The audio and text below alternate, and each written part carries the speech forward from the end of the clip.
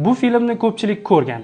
Bolakayning ayanchli qismati har qanday tomoshabinni larzaga solgan va solib kelmoqda. Bugun biz gaplashadigan asar qahramoni ham kichik bolakay va uning qismati ham Ikkinchi jahon urushi bilan bog'langan. Koshinskiyning Rangin qushcha romani avtobiografik asar bo'lib, unda muallif o'z boshidan kechirganlarini yozadi.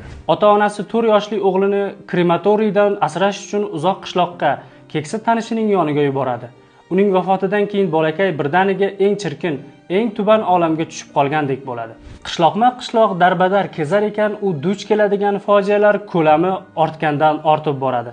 Insoniyatning eng vahshiy, eng jirkanch, eng qora dunyosini ko'radi. Tinimsiz kaltaklar, qiynoqlar, ochlik, boshpanasizlik, doimiy yashirinib yurish va yolg'izlik 5 yoshar bolaning irodasini toblaydi. Shunday muhitda ham u yashab keta oladi. Men hazm qila olmagan narsa shuki, millat sifatida shu qadar qora kunlarni, qiyinchiliklarni ko'rgan yahudiylar qanday qilib falastinliklarni ayovsiz o'ldira olishlari mumkin? Bilmadim.